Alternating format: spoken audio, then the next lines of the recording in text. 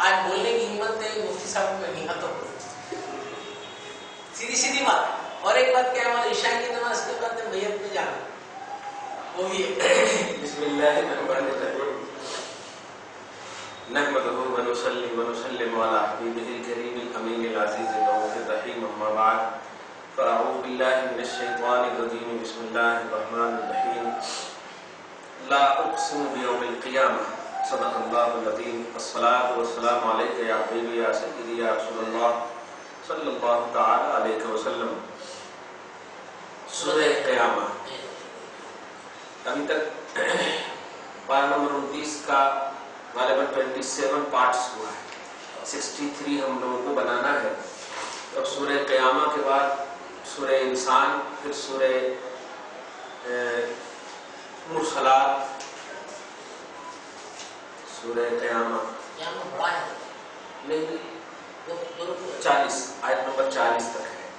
پھر سورہ انسان ہے، انسان ہے دہر، یعنی 3 سورہ ہے یہاں پر سے. انشاءاللہ کبھی، کیونکہ سورہ دہر جو ہے یہ لاسٹ کا جو سورہ ہے اس وقت 50 آیت ہے. ابھی سورہ قیامہ میں دیکھیے نا 5-6 پارٹس بنے گے انشاءاللہ. سورہ قیامہ سے پہلے غوث پاک رضی اللہ تعالیٰ عنہ تمہیدی کلمات جو فرماتے ہیں اس کا خلاصہ یہ ہے کہ جو بندہ توحید کی مقام پر اور اللہ کی بارگاہ میں خلوت کے مقام پر اور اس کی جلوت بھی خدا کے لیے ہو اور جتنی بھی فانی چیزیں ہیں ان تمام کی طرف توجہ نہ ہو، ان سب کو ایک دم کمزور کر کے جب اللہ کی طرف توجہ دیتا ہے تو قیامت اسے دکھنے لگتی ہے. ہاں، یعنی وہ قیامت سے پھر ڈرتا نہیں.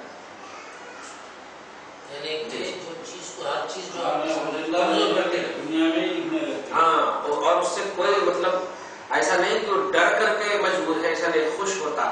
جیسے مجھ زبان میں یہ سمجھیے کہ جب انسان ہر کرپشن سے صحیح رہتا تو اسے موت سے بھی ڈر نہیں لگتا. آپ جب حساب میں کمپلیٹ ہے تو دینے میں کیوں پریشان ہے؟ یہ ہے سب سے امپورٹنٹ چیز. آپ بالکل کرپٹڈ ہے نہیں تو پھر اس کا مطلب کیا ہوا کہ آپ جس کو جو جہاں جب جس طرح سے جو بھی آپ سے کچھ مانگے بولے آپ آرام سے بولنے کے تیار ہیں. تو قیامت، سورہ قیامت کا تصور یہی ہے. اصل یہ سورہ قیامت کا جو سب سے بڑا پس منظر ہے وہ ایک کافر، یہودی کافر ہے.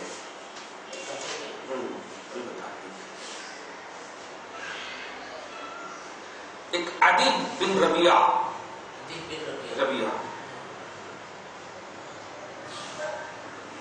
سورہ قیامت کی جو آیت نمبر 3 ہے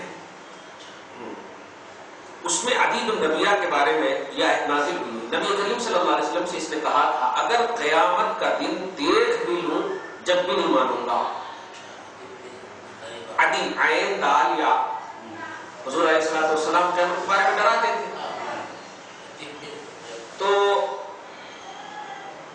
اس نے کہا تھا ارے کائے کو ڈرا رہے ہو، میرے کو قیامت دکھا بھی دو گے نا تو نہیں مانوں.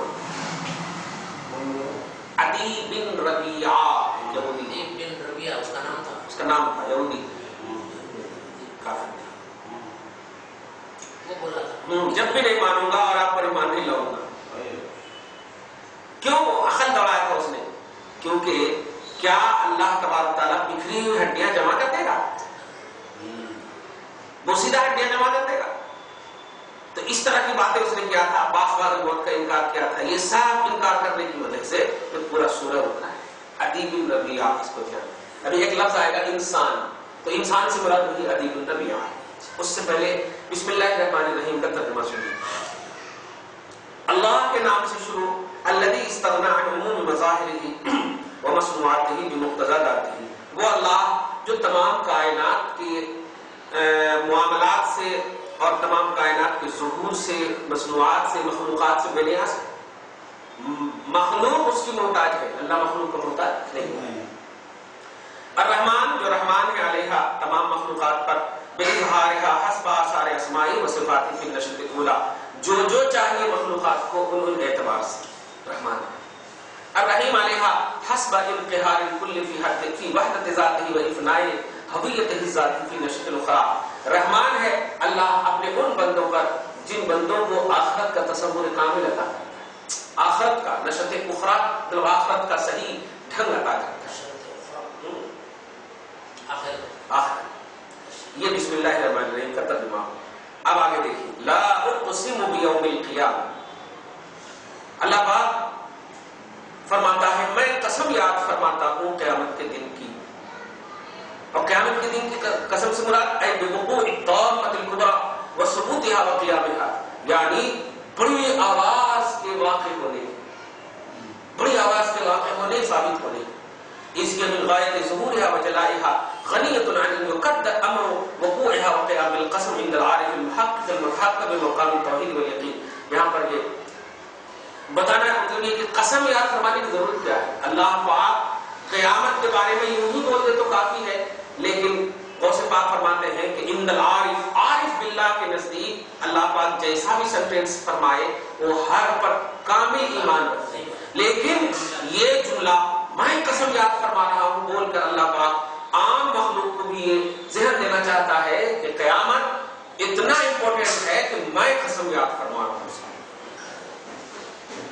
اس کی اہمیت کی بنیاد پر اللہ پاک نے قسم یاد فرمائی. تو ایک تو قیامت کی دن کی.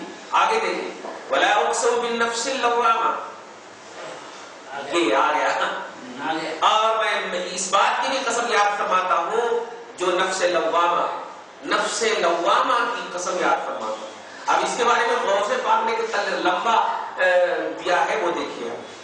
أي وقد لا حاجة للقسم بظهور النفس اللوامة في عالم الكون والفساد إذ كل نفس من النفوس الكائنة تعلم أن العالم ما هو إلا سراب باطل وعكس زائل عاطل لا قرار له ولا مدار لها فيه وتلوم دائما نفسها عليها إلا أنها لا تتنبه على سلطنة الوحدة ولا تتفطن بسرايتها واستيلائها على عموم ما ظهر وما بطن وغاب وشهد حتى تصير لوامة مطمئنة راضية وراضيته مرضية ومرضيته فقيرة وفقيرته فانية وفانيته باقية وليس وراء ذلك مرمى ومنتهى الباب. اس میں جو ہے نفس کے بارے میں 3-4 بات. پہلے عمومی طور پر جو نفس کے حوالے سے بات آتی ہے وہ یہ ہے سب سے پہلے نفس دو طرح کا, ایک نفس امارہ اور ایک نفس لوامہ. امارہ جو ہے عمومی طور پر برائی کا حکم دیتا. پارہ نمبر 13 کی فرسٹ آیت کریمہ میں حضرت یوسف علیہ السلام نے کہا تھا وما ابرئ نفسی ان النفس لامارۃ بالسوء. تو امارہ کا تذکرہ پارہ نمبر 23 سورہ یوسف میں امارہ کا تذکرہ, اور نفس لوامہ یہاں قیامت میں, ہاں, اور نفس مطمئنہ یہ سورہ فجر میں جو 30واں پارہ میں بتا چکا. اور وہ وہیں پر ہے نفس مطمئنہ. یہ 3 کا تذکرہ قرآن میں, لیکن اس کو تینوں کو میں ایک دم آسان سے سمجھا دوں. انسان مطلق طور پر نفس امارہ کے ساتھ پیدا ہو, مطلق طور پر برائی کا حکم دیتا ہے اسے نفس عمومی طور. اسی لیے اللہ کے رسول نے فرمایا کہ وہ مومن ہو ہی نہیں سکتا جو اپنے نفس اور اپنی خواہش کو شریعت کے تابع نہ کرے. اس کا مطلب یہ ہوا کہ اگر خواہش کے تابع چلیں گے تو پھر برباد ہو جائے. تو خواہش کو اور نفس کو شریعت کے تابع کرنا یہ دلیل بتا رہا ہے کہ نفس عموماً برائی کا حکم دیتا ہے. تو نفس امارہ جو ہے, امارہ میں امر کرنے والا, برائی حکم دینے والا, یہ حکم دیتا رہتا ہے. اور اسی حکم کے پاس ایک اور نفس رہتا جو اسے ملامت کرتا ہے کہ نہیں یہ تم غلط کہتے ہیں. کوئی کہتا ہے کہ شراب پیو تو نفس کہہ رہا ہے کہ شراب پیو, لیکن وہیں پر ایک انقلابی نفس کہتا ہے کہ نہیں شراب پیو اللہ تعالیٰ جلاتا. تو لوامہ بولتے ہیں ملامت کرنے والے نفس, یعنی ملامت کرتا ہے امارہ کو. اب یہ دونوں میں لڑائی ہوتی تو عمومی طور پر 2 ہی نفس ہے. دیکھیں 2 ہی نفس ہے, برائی کا حکم دینے والا اور برائی سے ملامت کرنے والا. تو اب امارہ اس کی حفاظت جو ہے لوامہ کرتا. لوامہ اگر اس کو کچل ڈالا تو یہ لوامہ کا رزلٹ ہے نفس مطمئنہ. لوامہ کا رزلٹ ہے, یعنی اس اس کو پٹک دیے تو اب کیا آپ کو ملنے والا ہے؟ تو لوامہ کو مطمئنہ کا رزلٹ ملتا ہے. لیکن اگر امارہ نے امارہ نے لوامہ کو پٹک دیا تو نفس امارہ نفس متمردہ بن جاتا ہے. ایک نیا نفس متمردہ جس کا معنی ہوتا ہے سرکش نفس. آپ اس کو کوئی نہیں سدھار سکتا. اب کوئی نہیں دماغ میں دھت ہو گیا اسی ابھی آگے میں پہلے یہ دو نفس جو ہے امارہ کا رزلٹ ہے متمردہ اور لوامہ کا رزلٹ ہے مطمئنہ. یہ ہو یہاں پر جو نفس لوامہ کا 3-4 رزلٹ بتا رہے ہیں وہ سے پاک. ایک تو مطمئنہ ہم نے بتایا. اب یہاں پر دیکھیے وہ سے بات کہتے ہیں کہ جب انسان مکمل طور پر حاوی ہو جاتا ہے امارہ پر تو حتی تصیر لوامہ تو اس کا نفس جو ہے لوامہ ہو جاتا ہے اور لوامہ کے ساتھ مطمئنہ بھی ہو جاتا ہے. نفس مطمئنہ ہو جاتا ہے اور مطمئنہ کے ساتھ ساتھ نفس راضیہ بھی ہو جاتا ہے. نفس راضیہ اور نفس راضیہ کا مطلب یعنی اللہ پاک ان کو اتنی نعمت دیتا ہے کہ یہ راضی ہو جاتا ہے, پسند کرنے لگتا ہے. راضیہ وراضیت مرضیہ اور اس کا راضی ہونے کا مطلب اس کی مرضی سے اب اللہ تبارک و تعالیٰ نعمت دیتا ہے. بول تیری مرضی کیا ہے؟ مرضیہ بھی ایک وہ ہے. ہاں نہیں, مرضیہ راضیہ کا نتیجہ ہے. جیسے لوامہ کا نتیجہ مطمئنہ ہے, مطمئنہ کا نتیجہ راضیہ ہے, راضیہ کا نتیجہ مرضیہ ہے. مرضی چلنے لگا بولتے ہیں. ایک یہ ہے کہ ہم نے آپ کو جو دے دیا ہے آپ خوش ہیں, لیکن ایک نہیں ہم آپ سے پوچھ کر آپ کو دے رہے ہیں تو یہ مرضی. ہاں مرضی. اور ایک اور بتا وَمَرْضِيَتُهُ فَقِيرًا, یہ دیکھیے ایک نیا نام. اور راضیہ کا رزلٹ مرضیہ تھا, مرضیہ کا رزلٹ فقیرہ. اب فقیرہ کیا ہے؟ تو فقیرہ کا رزلٹ فانیہ. دیکھتے چلے جائے. لوامہ کا رزلٹ مطمئنہ, مطمئنہ کا رزلٹ راضیہ, راضیہ کا رزلٹ مرضیہ, مرضیہ کا رزلٹ فقیرہ, فقیرہ کا رزلٹ فانیہ. اب کچلنے کی صلاحیت ہو جاتی ہے ان کے پاس, کوئی شیطان ان کے حاوی نہیں ہو سکتا. اسی کو خود شیطان نے کہا اے اللہ تیرے نیک بندے پر میرا داؤں نہیں چلے گا. جب نفس جو ہے مرضیہ کے بعد فقیرہ اور فقیرہ کے بعد فانیہ کا روپ لے لیتا ہے تو اب اس پر جو ہے شیطان خود اعتراف کر لیتا ہے کہ نہیں چلے گا. کیوں؟ فقیرتہ باقیہ نہیں, فانیتہ باقیہ. جب فقیرہ بن کر وہ فانیہ ہو جاتا ہے تو فانیہ کا رزلٹ باقیہ. کتنے نام ایک دم دیے گئے اللہ. واقعی فانیتہ باقیہ وَلَيْسَ وَرَاءَ ذَلِكَ مَرْمًا وَمُنْتَهًا. اس کے بعد تو کوئی مقصد ہی نہیں رہتا. ارے جب فنا فی اللہ کے بعد بقا باللہ میں آپ چلے گے تو آپ کہاں جائیں گے؟ عالم کو سب سیر کر لیا آپ نے, اب خدائے وحدہ لا شریک ہی تو ہے. اللہ کے علاوہ عالم تھا, اب عالم کو آپ نے کچل ڈالا تو اب تو باقی صرف باقی باللہ اللہ کی بارگاہ میں آپ. تو وَلَيْسَ وَرَاءَ ذَلِكَ مَرْمًا وَمُنْتَهًا, یہ ہے غوث پاک کی تفسیر نفس لوامہ کی. الحمدللہ. ثم التفت سبحانه نحو حقيقة الإنسان المجبول نحو فطرة العرفان حسب حصة لاهوتية وبخه تشنيعا وتقريرا فقال. اب وہی انسان کو اتنا مطلب بولنے کے بعد تو کس نفس کی بات کر رہا ہے؟ تیرے نفس امارہ کی قسم نہیں, کوئی حیثیت نہیں ہے میری بارگاہ میں. میں جو نفس تجھے ملامت کرتا ہے میں اس کی تعریف کرتا ہوں, اس کی قسم یاد کروں, اس کا ویلیویشن ہے میرے پاس, اس کا ویلیو ہے میرے پاس. واہ.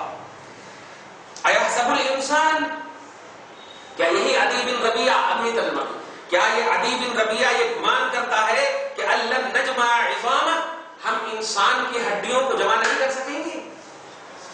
اللہ پاک کہہ رہا ہے ہم ہڈیوں کو جمع نہیں کر سکیں گے. یعنی اِنَّا لَا نَقْدِرُ مَعَ كَمَالِ قُدْرَتِنَا عَلَىٰ إِبْدَائِهِ وَإِبْدَاعِهِ عَلَىٰ إِعَادَتِهِ وجمع عظامه مرة بعد أخرى في يوم البعث والجزاء. ایک دم وہی بات کہ جب تو کچھ نہیں تھا ہم نے سب کچھ کر دیا, سب کچھ کے بعد پھر کچھ نہیں کر سکتے, ایسا کیسے ہو سکتا؟ اب تو ایگزامپل موجود ہے ہڈی, پہلے تو تھا ہی نہیں, ہم نے ہڈی گڈی سب بنایا. تو اب سیکنڈ راؤنڈ میں یہ تو اور ایزی ہونا چاہیے نا میرے اوپر, یہ اور ایزی ہونا چاہیے. تو اسی کو کہہ رہا ہے اللہ پاک, سنو وَلَا انسان کے پوروں کو ٹھیک کرنے پر قادر ہے۔ آپ بتائیے کہ جسم کی ہڈی تو موٹے موٹے ہوتے ہیں تو اس کو بنانے میں اتنی پریشانی نہیں ہوگی، لیکن آپ بتائیے یہ انگلیوں کے پوروں کی ہڈی کتنی کمزور ہے، ایک اس میں 3 ہڈی لیکن محسوس نہیں ہوتی کہ یہ ہڈی ہے۔ اللہ پاک فرما رہا ہے یہ جو انگلیوں میں پور ہے ہم اس کو بھی ٹھیک کرنے پر قادر ہیں، تو ہڈیوں کی بات کر رہا ہے۔ واہ کیا قدرت ہے، دیکھ رہے ہیں، بلا قادرین علی ان نسوی بنانا، بلکہ ہم قادر ہیں اس بات پر کہ ہم تمہاری انگلیوں کی ہڈیوں کو بھی ایک جیسا کر دیں گے، جیسے تھا سیم ٹو سیم ویسے کر دیں گے۔ ہڈی کی بات کرتا ہے، ہڈی کی بل یرید الانسان لیفجر امامہ، بلکہ انسان چاہتا ہے کہ وہ اپنے سامنے برائی کرے، اور کیجیے اللہ کے سامنے یہاں پر ترجمہ نہ کیجیے بلکہ اپنے سامنے برائی کرے، اپنے سامنے برائی کرے۔ ارے انسان کی پیدائش فطرت اسلام پر ہوئی، اگر اچھا کر رہے ہو شراب پینے والوں تو چھپ کیوں رہے، اچھا کر رہے ہو زنا کرنے والوں تو چھپ کیوں رہے؟ اس کا مطلب تیرے خیال میں خود یہ بات غلط ہے، تیری نگاہ میں خود یہ بات غلط ہے۔ اسی کو اشارہ کر رہا اللہ کہ اپنی سوچ کے سامنے تو غلط کام کر رہا ہے۔ ایک چور سے بھی پوچھئے کہ یہ جو چوری کر رہے ہو، سوکار کا اگر خیال آ جاتا تو بھاگنے کیوں لگتے؟ تو صاحب کہے گا چوری کرنا غلط ہے۔ تو اس کا مطلب یہ ہوا کہ انسان اپنے سامنے غلط کام کرتا، تو تم اللہ کو نہیں بولنا کہ ہم تجھے سزا دے رہے ہیں، تو جو غلط کر رہا ہے وہ غلطی کے بارے میں ہم ابھی بھی تم سے پوچھے کرتے وقت بھی تو تم صاف کہو گے کہ ہاں غلطی ہے۔ چور کبھی نہیں کہے گا اچھا کام ہے، وہ صاحب بولے گا ہاں صاحب اب چوری نہیں کرے تو کیا کچھ ہے نہیں کھانے پینے کا، یہ کچھ بھی بہانہ کر کے تو یہ لیکن بولے گا غلط۔ تو شرابیوں کا بات اسی کی طرف اشارہ کر، بل یرید الانسان لیفجر امامہ، انسان اپنے سامنے خود کے سامنے برائی کر رہا ہے۔ جملے میں غور کر رہے ہیں، انسان خود کے سامنے برائی کر رہا ہے۔ خدا کے سامنے کی بات کرتے ہو، خود کے سامنے تم برائی کر رہے ہو۔ یہ جملہ بولنے کے بعد اللہ پاک میدان محشر میں جب اکٹھا فرمائے گا تو سورہ یاسین کی آیت ہے کہ جسم کے ایک ایک انگ جواب دیں گے، یعنی غلط کام کرنے والے وہاں بھی منہ کرنے کی کوشش کریں گے اور کہیں گے میرے پاس کون بھی نہیں آیا جنت کی خوشخبری دینے والا اور جہنم سے ڈرانے والا، کون بھی میرے پاس نہیں آیا، تو وہاں یہ بولنے کی کوشش کریں گے۔ اللہ تعالیٰ فرماتا ہے ہم تیرے منہ پر زنجیر لگا، الیوم نختم علی افواہہم، منہ پر مہر لگا داغ دیں گے، تھوڑا ڈال دیں گے، بول ہی نہیں پاؤ گے، بولنے کے لیے وتکلمنا ایدیہم، تمہارے ہاتھ بات کریں گے، وتشہد ارجلہم، تمہارے پاؤں گواہی دیں گے، بما کانوا یعملون، جو تم کیے تھے۔ نبی کے ساتھ ہو جو بھی تو کیے تھے، کیسے بھی کیے تھے، برا کام کرتے وقت ہاتھ تو ملائے ہوگے نا، ہاتھ کہے گا مولا یہ برائی کر رہا تھا، یہ دیکھ ایسے ایسے ملایا تھا، مولا یہ پاؤں برائی کے لیے اس روم میں لے کر گیا تھا، اسکرین کی طرح لا کر اللہ تعالیٰ کھڑا کر دے۔ تو اب غور کیجئے، آج تک یہ سنے تھے آپ کہ ارے خدا سب کچھ دیکھتا ہے، اس کے سامنے غلطی کرے تو کیا، لیکن آج غور کیجئے رب بندوں کو اپنی پوزیشن سمجھا رہا ہے، یہ تم خدا کے سامنے نہیں کر رہے، خود کے سامنے غلط کر رہے ہو۔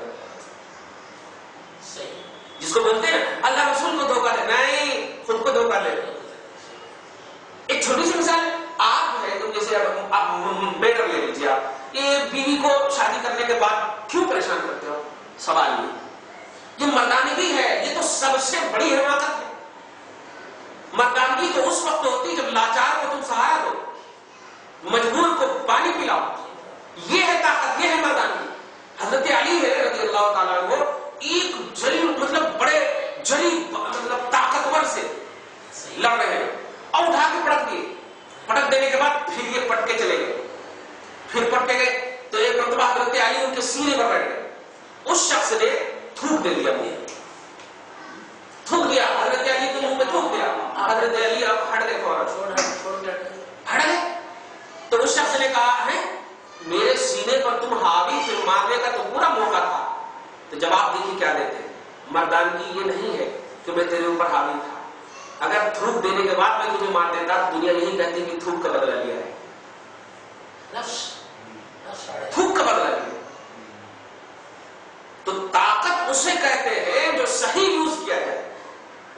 عورت نیچرلی طور پر کمزور پیدا کی گئی ہے، عورت پر اپنی مردانگی دکھا رکھے تو بیوقوف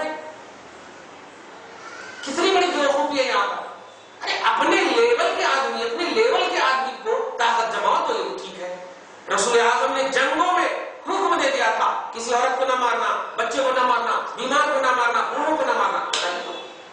جنگ جو اپوزیشن ہے، 91 میں جنگ ہوئی تو بوڑھے بچے سب کو مار دیے اور جشن منائے ہیں. جشن 91 میں ہاں وہ بھی کیسا جشن؟ کہاں پہ؟ نہیں، گلف وار میں. اور جشن کیسا؟